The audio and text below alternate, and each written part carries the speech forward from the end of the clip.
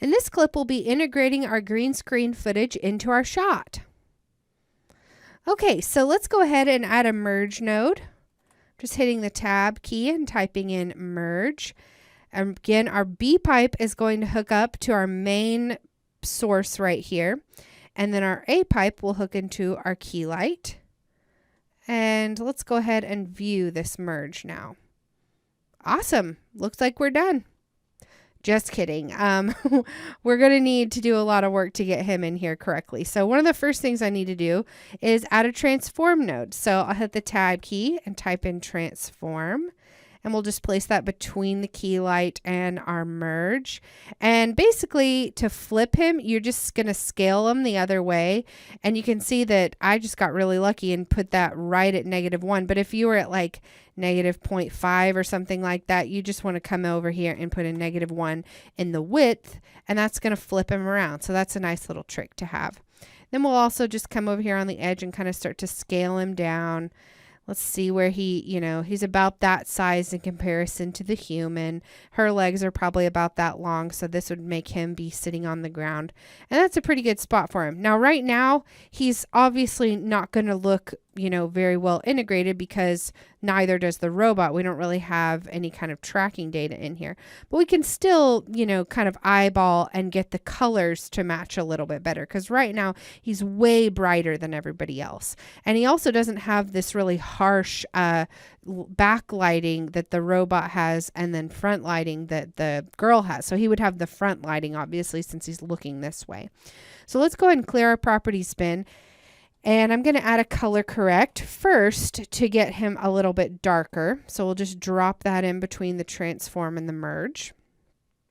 And I'm just going to take the gain down a little bit so he's not quite so bright. And if you wanted to, you could gamma, but I feel like when you start to play around with the gamma too much, it's going to kind of harm the integrity of the actual footage. You can see where the dark areas are getting much, much darker. So I prefer to just use the gain only. So it's okay that he looks like this right now. I know he doesn't look very well integrated, but I've got a trick up my sleeve for how we're really going to start to get this to look amazing. Now, I also want him to look a little bit more yellow, because you can see how everything kind of has this golden hue to it. So I can come in here and just barely kind of push down into that yellow color. And then also maybe even a little tiny bit more green. I mean, just a hair, just because it's kind of casting this greenish hue on everything here. So even that honestly might be a little bit more than we really wanted. And then let's jump back out here to where we're looking at the actual gain. And kind of everything could go back this way a bit. This is one thing that's hard about, trying to control the overall dark and lightness of it through gain, and then also the color. So it's easy to just add another color correct and come over here and then say for this one, we can, make him a little bit lighter or a little bit darker, whichever. I think just a little bit darker might be better. Okay, so now his color is starting to look better in the shot, but he still doesn't have the right lighting. So here's where that color correct and the mask input is really going to come in handy. So I'll add another color correct, and we'll just drop it there. And this one, I want to gain up a lot, so he's much brighter, where the brightness is matching kind of what the girl has here on her arm. And then we'll add a roto node. And I'm going to put the mask input of the color correct over here to the roto. And then we'll just draw a little roto along maybe the front of his ear, the top of his little face. Then we can kind of come back out here and then come along the front of the dog like this. Maybe just a little bit more, kind of taper it off down here. Perfect. So you can see how now he kind of has this little white part on his front. Maybe bring it in just a bit. And we can do a little bit of a feather with that. But if you feel like the feather's just not really happening as gradually as you want, because I feel like I can still kind of see a line there, what I like to do is just feather it a bit and then add a blur node. So just type in blur, and we'll drop that between the roto and the color correct. And I want to pull this up a bit and just add a dot node. So I held Control to add that dot node there. And then with our blur, we'll just increase that. So you can see that it doesn't get over here where we're not wanting it to happen. And then if you still need more on your gain, you can come in and just crank that up. Maybe do like a 5 even. So now he's getting some really bright areas.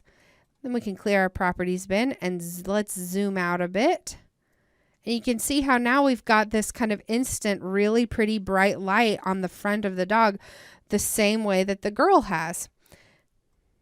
Now you may come in and decide, okay, I don't want quite that much, and you can kind of play around with this. Now it's also going to be a bit of a challenge to key this to match the dog's movements, because we know that over time the dog kind of barks and moves around a little bit. So, you know, you may need to look at this and say, okay, well here he's barking, so I need to grab all these. You can also rotate with these types of rotoscopes, which I think is amazing. I love that they have that functionality just built right in, so you can really have the most control over those. And then when he puts his head kind of back down, we don't want that to take quite so long. So maybe right here. Now also, you know, let's say I want to move this key right here over here. You would go into the dope sheet to do that. So this is where you can kind of get into some animation stuff. But all I need to do is just grab those keys just by drawing that box around them and left clicking and dragging them over to my current time indicator. So there's that. And you can see now how that's going to move with him a little bit better. And then we just go back to kind of where he was here and add a few more keys. Kind of rotate this back around there. And here.